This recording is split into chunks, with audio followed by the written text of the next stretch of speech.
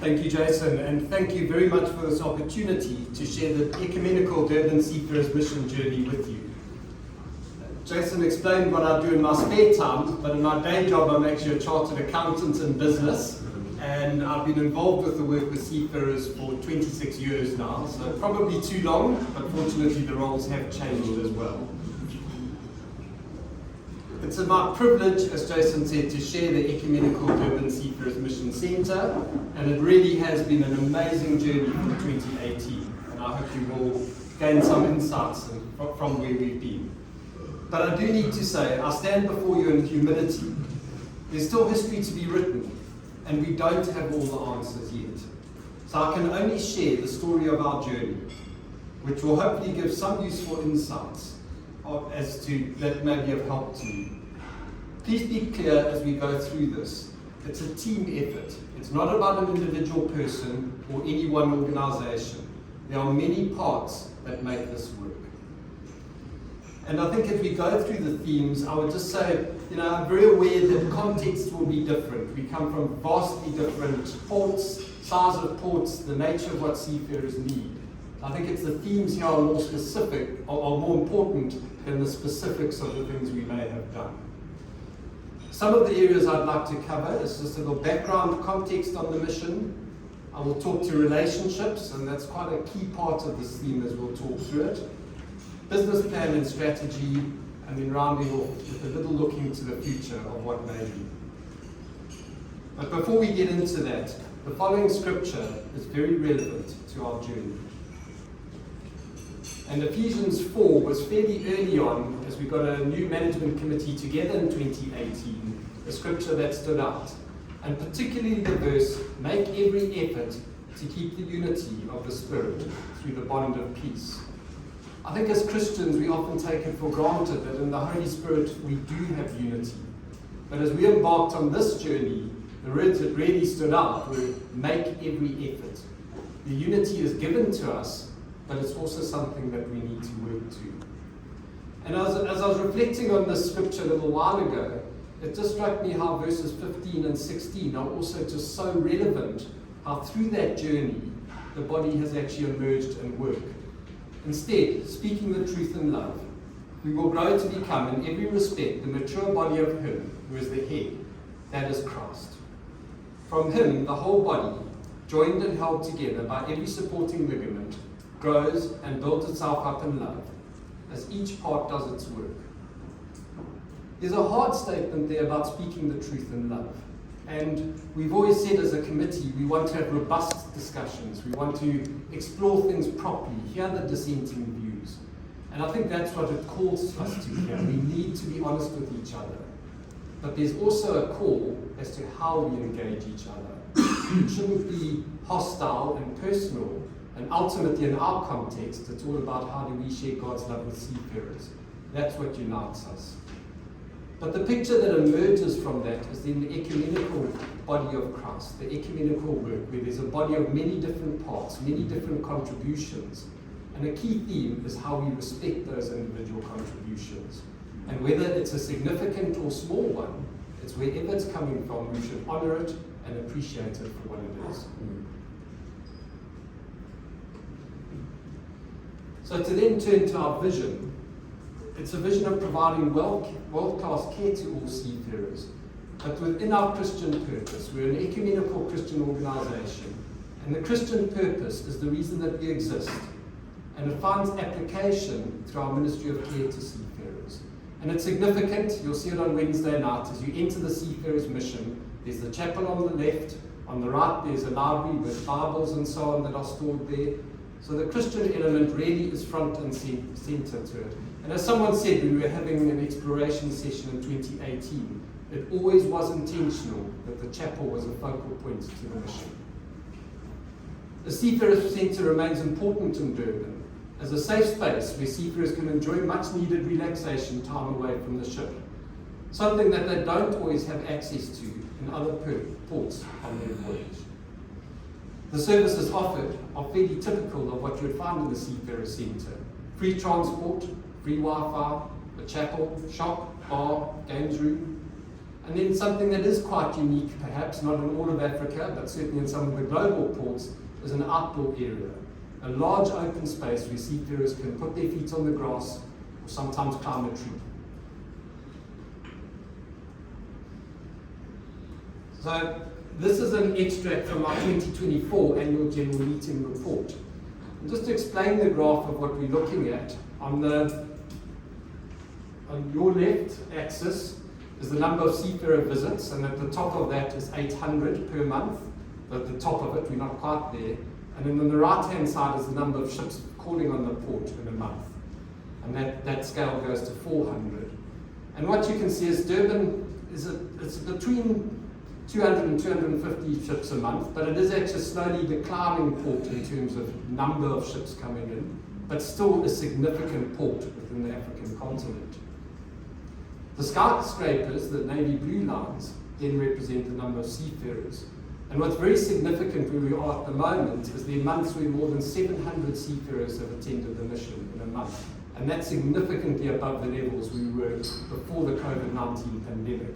Not something we could have dreamt of in the pandemic. So certainly at our annual general meeting this year, there was much to celebrate. The mission had seafarers coming through, which really is our key objective. It was in a financial surplus, and everything was very positive. So I'd love to say now there's the quick 3-step plan, this is how we get there, and we can then go and relax a bit.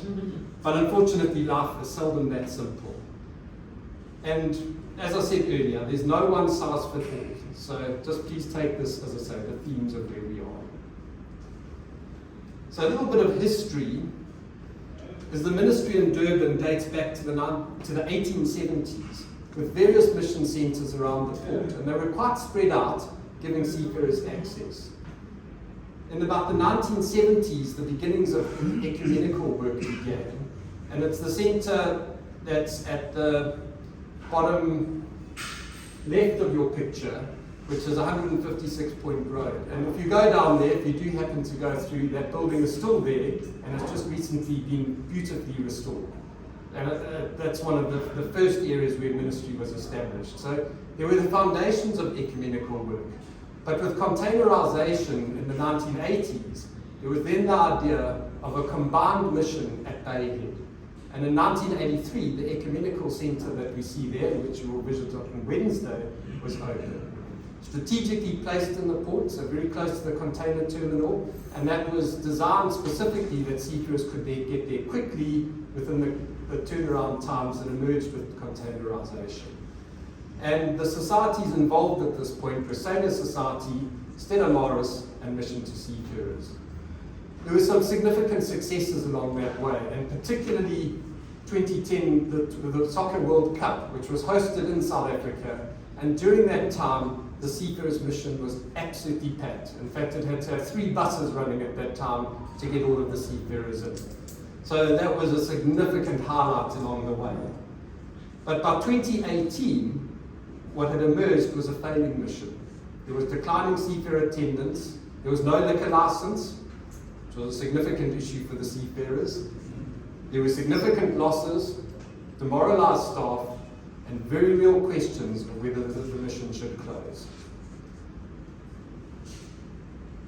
So to then start getting in the story, the next part to look at is relationships, and it's very relevant as to how this moved forward. So the historical model from 1983 was one that I would term as a partnership of equals.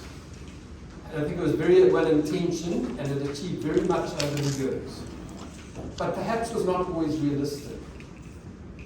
And one of the points in that is what happens when one society can do more and another can't. Often there's disappointment, there's frustration, and it doesn't really tie in with that scripture we were looking at a little while ago. So there were certainly tensions could emerge. But another point is, what about the missing logos? What was the status of the other societies who offer ministry within the port? And how could they participate? Another issue within the Constitution was the relationship between the chaplains and the committees. So this was the context. We then moved into a meeting in 2018, and specifically the question to look at, is there a way forward, or should the mission be closing? And I can only describe it as a God moment, where there was a new picture that emerged, of what is this ministry and what could a way forward be. And Romans 12 was the verse that came to mind in this picture of the one body with many parts. We all have a role to play, but it may not be the same role. And in the middle here you can see the various, and sorry, I hope it's visible from the back, but the various activities we may be involved in caring for seafarers. And be it from crisis response, justice cases, hospital visiting, a seafarer centre, ship visiting, distributing Bibles, and we could go on. But the realization is a lot of this work then spoke to relationships. First of all, internally, how do we work together? And within that, the different societies involved have different objectives, different roles, different areas of focus. And actually coming to that realization, that's okay. We don't have to be all doing the same things on equal terms. But the picture also went wider of how do we engage with others who have a concern for seafarer welfare. And this does start then talking to the maritime industry, the agents, Transnet National Ports Authority, that's the TNPA, the International Transport Federation, and others. So the key theme was one of relationship, and that we are part of a wider whole, and we needed to find a way of working together. And it was amazing in this meeting, the sentiment that emerged, and I remember the late former chairman of the time, who shouted loudly, "We have hope." And that was really the hope that carried us through. So from this meeting, a working group was formed, and it was tasked to find a way forward. And we didn't drink wine at every meeting. This was our final meeting, thanks to Lavinia, who's with us today. And as the working group started planning, Nehemiah was the theme that was with us as we worked through. And the reflection was on Nehemiah and his heart for rebuilding the walls of Jerusalem. And the key point is he prayed, but then he acted practically. He commenced the work, building one step at a time. And in that process, he did face significant obstacles and resistance, but he stuck with the task. And as I was reading that scripture, my reflection was, if you go into the chapters further, how Nehemiah mobilized different teams. There were families, there were religious groups, there were various others who each took a part of the war and worked. So actually that also ties into our ecumenical picture. The objectives of the group were a new constitution, which would be inclusive, and to come up with a business plan. My insight from that time is it's often difficult to find a way forward in a formal committee setting. Working groups can provide a valuable space for brainstorming and finding solutions. And this group was diverse. It represented people who had been involved with the mission, some as far back as when the centre was built in 1983, and then others who were new blood coming into it. And I was always amazed at the openness of those who had been there for so long for change. Yes, they shared their institutional knowledge, but they also openly embraced where we were going. And that was a significant part where our hearts were in this and actually would help take it forward. We made reference to, foreign computer. We're getting there, learning how to drive it. To Jim Collins and his book, Good to Great. And what Jim had done is analysed great companies and worked out what were the things that actually made those companies great.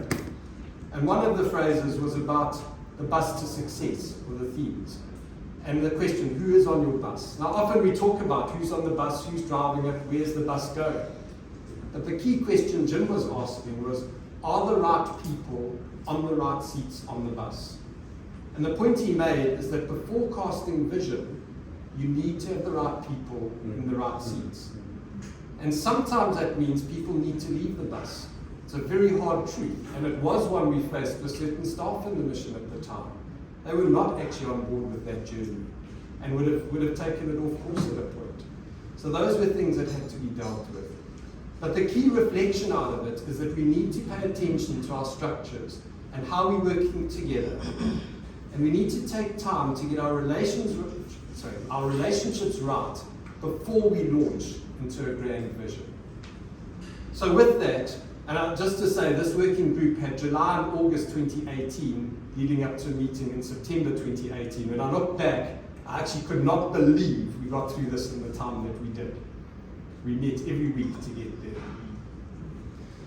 So what do our relationships look like? And this was the new constitutional structure that emerged in 2018. And you'll see some words on the right which I think reflect where we are: invitational, inclusive, collaborative, and importantly, ecumenical. And the model was each society in Durban who offers ministry to seafarers, who's interested in the centre and wishes to participate, was welcome to come on board. And each of those societies may appoint a representative onto the management committee. Now previously it had been a compulsory model, which sometimes means people actually don't want to be there. Whereas in this model, the society nominates, and those are people who actually engaged for that common purpose of working together. The chaplains work as a separate group, and it's not separate as in we're working apart, but they meet to plan and collaborate, to pray, to work out where their ministry is going. They appoint a representative to the committee. And then there are elected seats on the board. So for instance, I've always said I wish to be an elected member of the board, even though I'm involved with a society. As chairman, I don't want to be representing a society. I'm actually there to represent everybody in my role. There are also seats for the maritime industry, and that is very important, and I think you'll see the importance of it as this develops. And within this model, we do value the contributions of all, whatever it may be. And sometimes I say it's the small things. I think of Jesus when he observed the widow with the 2 coins, a sacrificial contribution, and that was heartfelt, and it was respected. So I'll expand a little bit more on our work together, and I'd like to just start a little more on the management committee. So as I said earlier, we encourage robust discussion, but always from a position of respect, and within our Christian purpose of caring for seafarers. And just by the way, you may recommend the man sitting on the left front there, who was with you yesterday, John O. Whittington, who was on the board until this AGM. Committee succession and rotation is absolutely critical. And our present understanding is it's a good idea, if possible, at each AGM, to perhaps have 1 or 2 new people coming onto the committee. And as the journey progressed, time goes by, but there was actually a very real risk of falling off the cliff edge. 3 of the long-standing stalwart members that died within a very short space of time. But with new blood having come in, it was deeply sad for us, but we were able to continue the work. As I mentioned, industry participation is critical and really has helped with developments, and particularly when we talk to ship levies, which we'll talk on in some of the forward discussion. As I mentioned, relationship with chaplains is critical. They are the hands and feet that take God's love to seafarers. And I would say if we don't have chaplains involved, do we really have a mission? Are we a Christian mission organisation? They are the heart of what we do. And this is an area where we frequently talk to partnership. The pictures up there, and I think you've heard some of this from Forbes already, but showcase the work of what we do. And some of the emerging areas at the moment are prison visitation, there's hospital visitation. On the left-hand side, the ministry on board during COVID, so important where seafarers weren't getting off the ships. And then the picture of Forbes, an emerging area the chaplains are focusing on, is how do we care for female seafarers? And that's something the committee has fully embraced. Yes, we've always cared for them, but are we actually meeting their needs? And the committee has agreed to work with the chaplains and also looking, are the missions, services, the way we do things, is that being sensitive to the needs of female seafarers? The collaboration is also sometimes practical, and a simple thing like chaplains letting seafarers know, there's a seafarers mission, would you like to go there tonight? Here's a number, you can get transport. But often also things, a seafarer might need data, they want to contact their family at home. They can get hold of the manager, the mission gets a SIM card to them, we'll get it verified for what we call RECA in South Africa, and we'll be able to get data to them. Sometimes also it's getting supplies to abandoned ships or deliveries to the gangway. All of that just takes working together and mutual respect for each other. But a mission also would not exist without staff. It's not about the buildings. And without the staff, we also don't have a seafarers mission. Before 2018, the mission had its team of about 14 people. And it's taken some time to build the right people, as I say, in the right seats on the bus. Presently, it's a team of 6. And as I say, that's now servicing a lot more seafarers coming in, comprising a manager, and they do work 2 shifts within that. So the mission does have fairly long opening hours. So there's a manager, supervisor, cashier, driver, and housekeeping. But within each of those roles, I think where our manager Brian has worked so well is people can interchange the roles. So people need to have a public driving permit. They need to be able to work the till, so that if people, we can work around availability and so on. The team then is supported by volunteers, which has been made possible in partnership with the Durban Seafarers mission, who has provided seed funding for this project. We then have volunteers introduced, and again in partnership through the SA Maritime School, which is an entity where people often going into the land-based part of the maritime industry study, but they need practical experience. So they're very receptive to coming to spend some time at the mission. And then through the Durban University of Technology Maritime Studies Unit. And another area is the eThekwini Maritime Cluster, who actually place an intern at the mission, and we've got a second intern running. The centre picture is another example of the partnership between chaplains, and that's the Christmas gift distribution in 2023. I'm sure that happens in many areas of the world, but everyone was very pleased to have distributed over 1,600 gifts this year. I need to make special mention of Brian Isaac, our manager on the left, who was introduced by Stella Morris as a committee member in 2018. And Brian then, with this amazing heart of service, just started volunteering at the mission. So he would arrive and he would offer to do things, and he's got an excellent managerial background. And then he got more involved, eventually came on payroll, and we were delighted when he actually eventually took the position as full-time manager. But again, it was Stella Morris introducing someone who could just come and support us who actually made that possible. Final area of relationship I'd like to touch on is the Durban Port Welfare Committee. And this came in response to exploring, well, how do we engage with the industry? It's very difficult if I go and say, well, I'm Peter Cottrell, I'm chairman of Durban Seafarers mission. Well, who are you and what do you do? And are you not from the other mission? Or, we just don't often get the story across very easily. And the Port Welfare Committee has provided an amazing platform where we can collaborate with the maritime industry. So in 2019, the Port Welfare Committee was inaugurated under the International Port Welfare Partnership Program, and it's provided an excellent forum for members of the maritime industry, the Port Authority, regulatory, so we've got the South African Maritime Safety Authority on board, and unions. And that really has been instrumental at times. So for instance, we talked about COVID a little while. The harbour master was instrumental in enabling chaplains to get back into the port. If we did not have those relationships, the ministry would have suffered. And I remember chaplains sometimes arriving at gates, I think it was Ron, had the hotline to the harbour master and said, well, we can't get in, and within about 10 minutes the gates opened. So that relationship did wonders for enabling the work in that environment.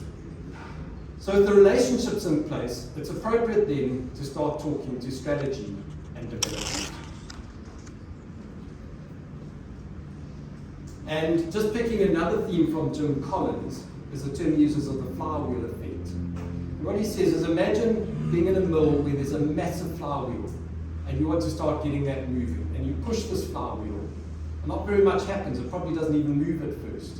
You push a little harder, there's a little bit of movement. You push a bit more, there's a bit more movement. And so you keep pushing, and slowly momentum is gained. Push some more, there's more momentum, and eventually there's a moment of breakthrough. And our insight in this was that there was not going to be a silver bullet as we tried to turn the mission. It would have been amazing if there was a quick fix, but it simply wasn't there. It was an incremental journey, and we needed to keep visiting the same disciplines. So some of the disciplines we have, and they may very well be different in your context, But a key starting point in this flywheel always was, what do seafarers need? Keep the focus on their need, not what I think it is or someone else thinks it is. What do they actually need? We then engage with staff and have a look at, well, what can we do about it? How could we meet that need? Is it something we can actually meet? We engage with strategic partners. And then there's a point of reviewing service. Do we need to expand, maintain, or stop? From there, attract more seafarers. Now that, you'll see a slide in a moment, we might say we're being very commercial and mercenary. Our point there is attracting seafarers is actually our core business. That is providing them with the safe space away from their ship. It's not a commercial objective we have there. And from there, now things are going and the flywheel is spinning quite fast, we need to look at control and efficiency. If we don't have that, we are not going to be financially sustainable. So listening to seafarers, it's very important to actually have structured ways of hearing from them. So this is an old slide from the Merchant Navy Welfare Board from about 2018. And we then did a local survey in that year. We looked at, well, what are seafarers needing in Durban? And some of the underlines are things that overlap with the Merchant Navy Welfare Board survey. I think the point I've had with a few conversations with people internationally is it actually doesn't matter where you are in the world. Often the themes are very much the same. But some of them, not surprisingly, was sell us beer. We needed to get the liquor license right. And one of the hard decisions was to say, we will do things ethically and by the book. There will not be alcohol in the mission until such time as we had a liquor license. And that was painful. That definitely hurt seafarers' numbers in that period. Transport, SIM cards and airtime. And data is a significant area of service. So for instance, the ships you see at outer anchorage actually do have cell phone reception. And the manager will send data to them over WhatsApp. We do trust that they will pay us when they get into port. But there have been times during COVID where there were more than 40 ships at outer anchorage, which is a lot for Durban if you look at those numbers, and there sometimes for months at a time. Can you imagine being there without that communication getting back home? So very practical, but also meeting a very real need. A key one that is still work in progress is they wanted to have something of African culture. And that's really something we're striving for, but it also does take budget and time to come up with the right ideas. As I said, we have to look at the business part of it, and we came up with a business plan. This was a slide from a coaching seminar that was organized, I think in about 2017 for Seafarer Centres, and we actually adapted some of that work. But that idea of professional coaches actually taking managers and committee members, and there were chaplains involved, Moses, I think you were there, through a process of how does that work. And one of the things they come up with is 5 ways to increase profitability. Now that talks to incremental steps. It's actually many small changes that affect the bottom line. And as I said earlier, we've got there a lead, a seafarer who's aware of us. Now actually that's not being mercenary or commercial. That's simply saying we've had a conversation with a seafarer. The more seafarers we talk to, the more we'll know about us. And that's for chaplains, that's their core purpose, is to have conversations with seafarers within their Christian purpose and context. How many seafarers come through the door? And that all just starts cascading down. But I think in our context it's also important to be talking to things like other sources of income. And for instance, ship levies or the other sources that will come from other contexts. Because in Durban's mission, yes, we have to make some profit on what we sell, but the purpose is not to exploit seafarers. So for instance, with data, the decision has been made no markup. That is an essential service to seafarers, and therefore that's provided at cost. SIM cards are provided for free. But we do need to cover our overhead sometime, even having someone as a cashier. There's a cost associated with it. So my point there is it just needs to be fair. But I think in today's age, having a mission viable without some other regular source of income would be almost impossible. So it's very important to be looking at that. And then the last part of it, that profit margin, is really where it talks to control. And in this coaching, one standout phrase, there was debate about counting stock and what was possible. And the comment from the coach was, well, if you can't count stock, you shouldn't be in business. That's a basic truth. In running a seafarer centre, we have to have those disciplines. The other was about a bucket that's leaking. And if you add more water into it, so you think all the things, you've got more momentum, more seafarers, more money coming in, more levies, but if the bucket's got holes in the bottom, it's just going to leak faster. So having proper, tight controls in place is critical.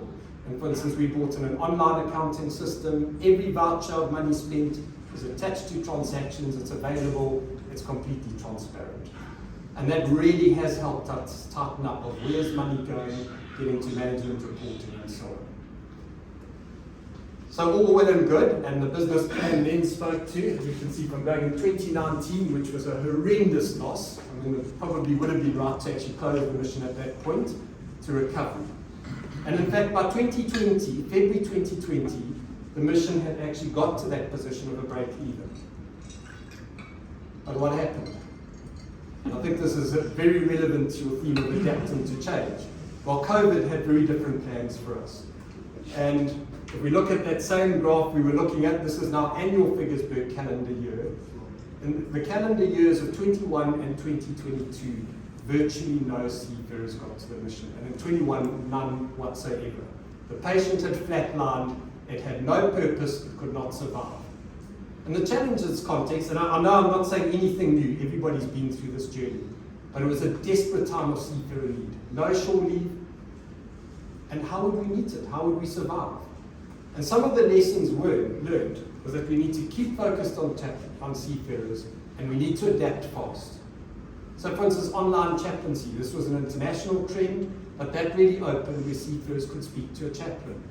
And a lot of it eventually transitioned. Seafarers who knew chaplains, WhatsApp and so on, there was chat to a chaplain, various means that seafarers could talk to a chaplain. Deliveries to the gangway, something we'd never even imagined before, but the launch of an online shopping platform, and that's still relevant today. There are seafarers who cannot get off the ship, and it's interesting that often the things, it's personal supplies and very basic, what you might call a treat, packet of crisps, a cool drink, chocolates and so on, very popular within that still. Data, as I've mentioned, and then the ship visiting, and I've mentioned the importance of the welfare committee. We also decided we had to be disciplined about continued governance. So hard, this meeting had always met in person, and within weeks, online meetings only. And it was amazing, even the 80-year-olds on the committee, they were logging into Zoom and they were meeting with us every month. A key thing financially is we had to cut the cloth to fit. And that's really, really hard. But if we had kept our overhead where it was before COVID, we could never, ever have survived. Difficult decisions, but we had to look at what was our true purpose, and actually how do we look after the wider and bigger interest. But even that on its own, the mission, if you take those losses we've looked at previously, had no reserves. The cupboard was bare. And the truth is, without emergency grant funding from Durban Seafarers mission and Mission to Seafarers, the mission simply would not have survived.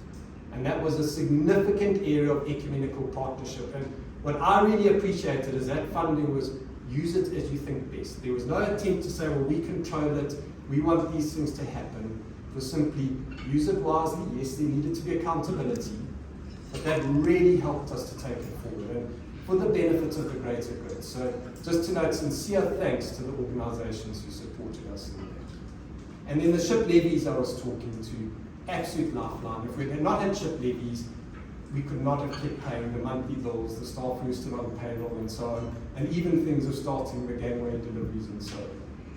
So there was one meeting where I remember there was a kind of passing discussion about, well, should we be closing? Will seafarers ever get back? And it was nothing more than that. I think we all had that confidence that we could move forward. Challenges were when shore leave started opening. It didn't mean seafarers were leaving ships. And that really did take a step in faith to say, well, how do we open it? And we started saying, well, is it by appointment?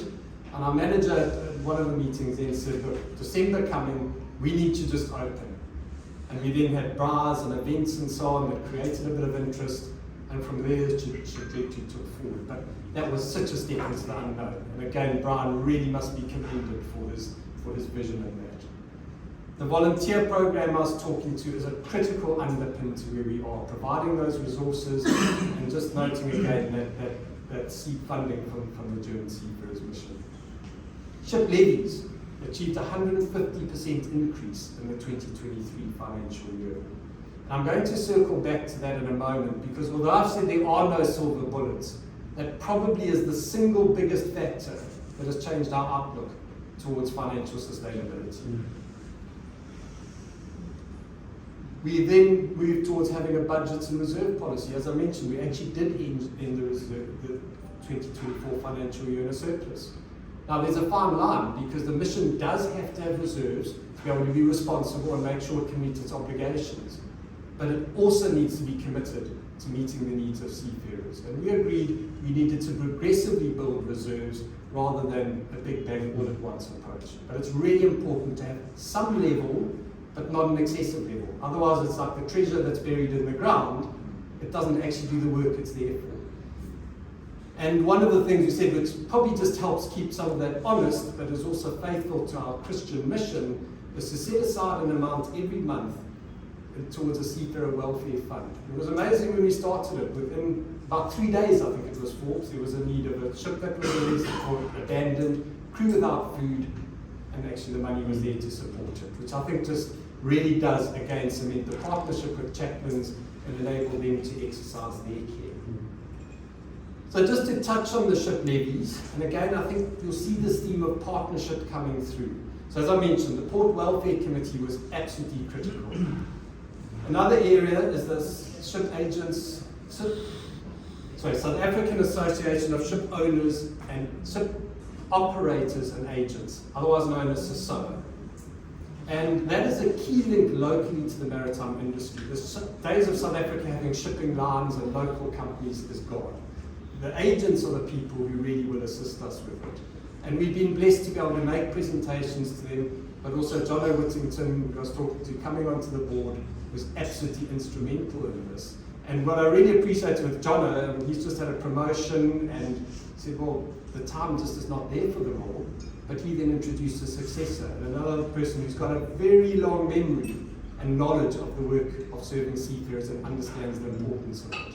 So that's a key link, fundamental for the committee, but also the importance of attending SASOA meetings periodically and presenting about the work. If we don't tell the story, people don't know it's there. And then we get frustrated. Well, why doesn't the industry support us? Why won't the agents help collect the levies and so on? They don't know. We've never told the story. So we actually have an invitation to the September meeting of SASOA to present again. But again, there's that flywheel of engagement. We have to keep doing it. And then another innovative area is the SA Maritime School I spoke to. They assist with administration and collection of those levies. So members of their team raise the invoices that go to the shipping companies. And it's critical in that those invoices go out the day the ship arrives. One of the failings pre-2018 is I think there would be a big catch-up at times and the invoices would go out. Once the ship's left, it's too late. The agents are not going to collect the levy at that point. So this team get the reports from the Ports Authority, generate the invoices, and then they engage with the industry on collection. So that partnership is instrumental, and it picks up what could be quite a significant administrative burden for us, pro bono and without cost. So an amazing partnership there. My final point on ships levies is that we have to accept that it is a voluntary levy. I've seen it sometimes where there's a sense of entitlement, you should be paying, we caring for your seafarers. I haven't seen that approach working. We need to tell the story and persuade the industry of actually we are trustworthy and we will take care of your seafarers. So just to start looking forward, and yeah, we're almost there on Jason on time, so sorry, late start. I'm glad you didn't ask me to make up the time when I started.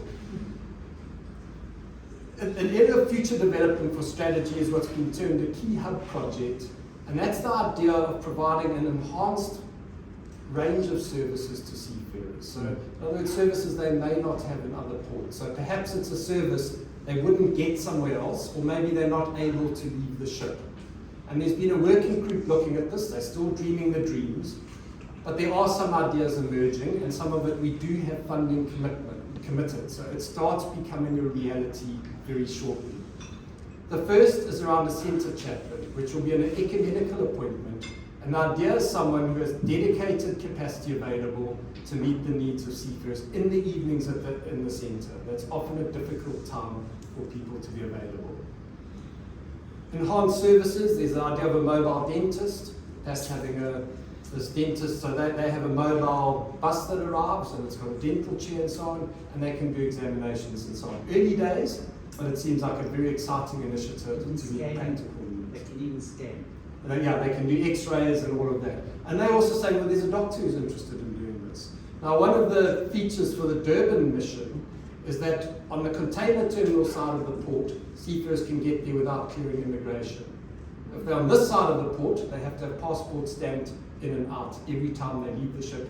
And, well, they can while they're in port, but when they leave and go back, they need to have the passport stamped out again. You imagine in your limited shore leave how much time you're actually spending on formality. So certainly on the container terminal side, where they would have to go through immigration to get to a dentist, they can get there easily and they can even have a beer afterwards. Centre modernisation and utilisation of space is critical, and I think you'll see on Wednesday, in many ways the centre is still stuck in 1983. So it needs that more modern feel to it. But before we get there, the roof also dates back to 1983. It's a flat roof, it needs refurbishment. We can't make a beautiful centre if in the next heavy rains it's all going to leak over everything. So we still have some work to do there. And then other themes around access. How can seafarers get there? How do we transport? When we met the harbour master the other day, he said, I'm not sure joking you or not, but why don't you run a ferry across the port?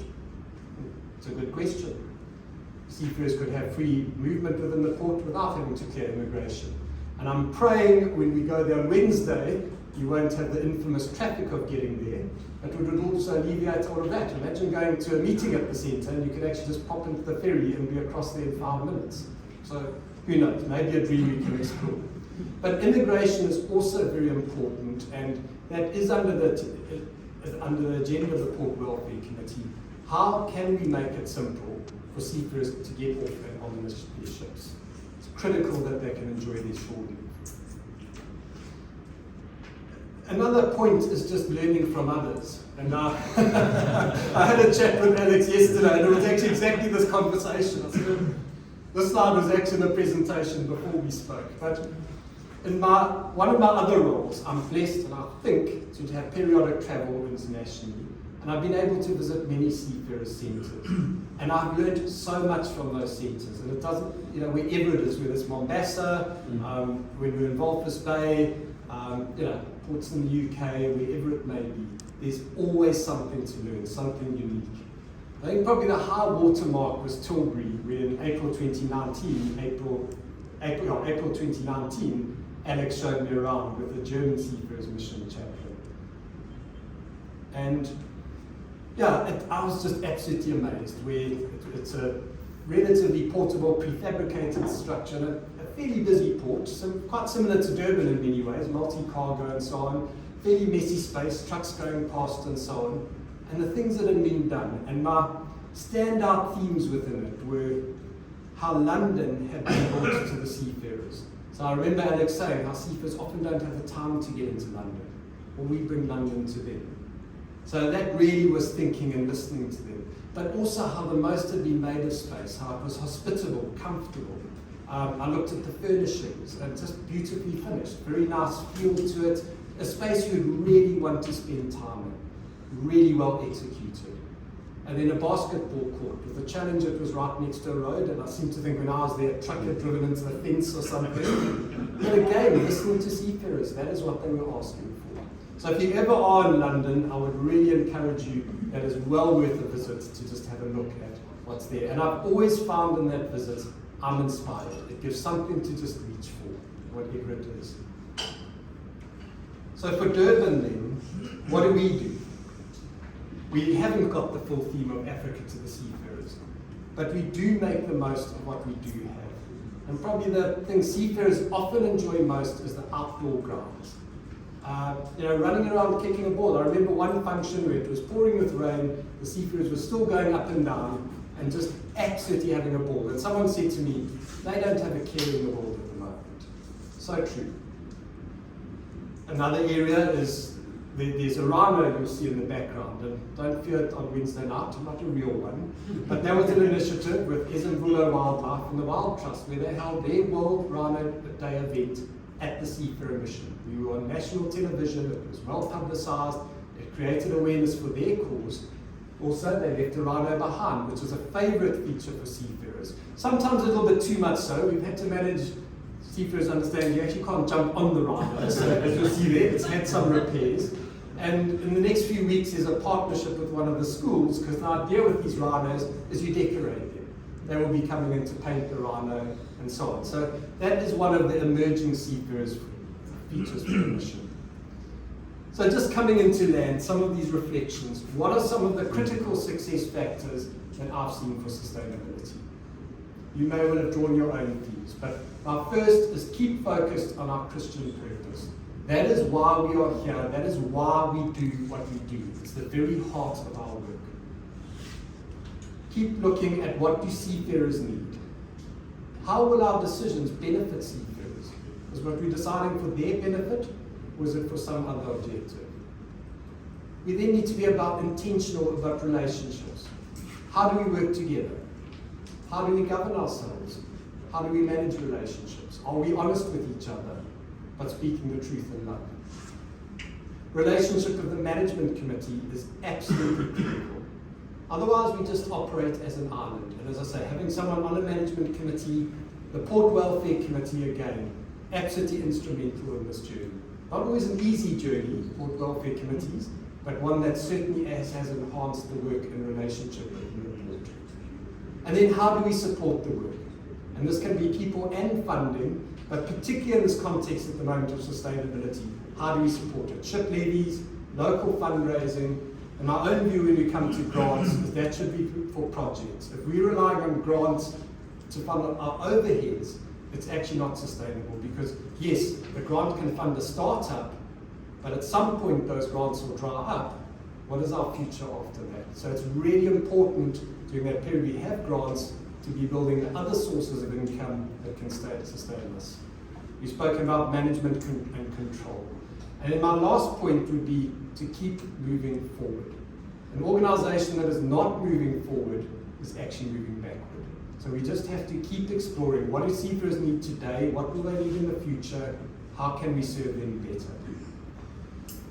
So just to close, I would like to just give some perspective through seafarers' eyes of the mission, and just a couple more slides.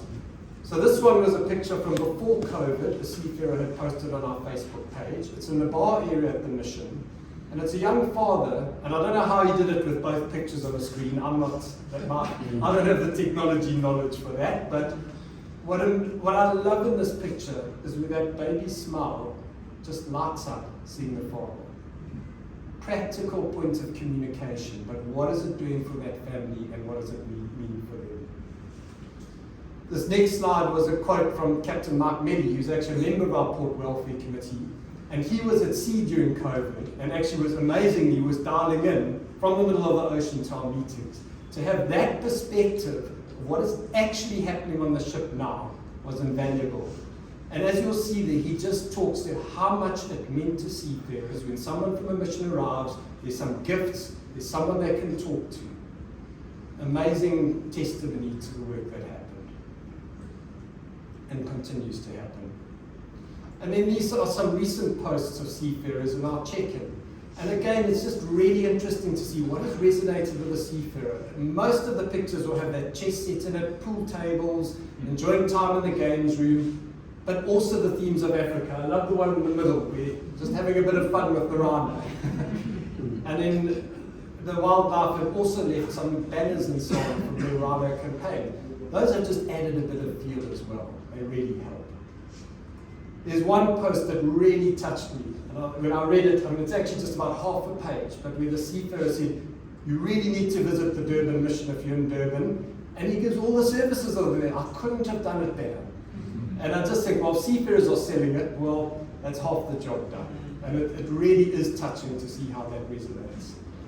And then, yeah, I'll just say, I want to just play a video if it works, but overall that just emphasizes to me this work is important. It does matter. We just need to try. It's hard.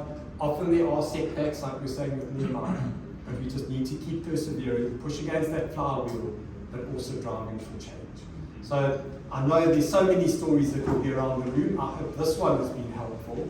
And if the video works, I will just close with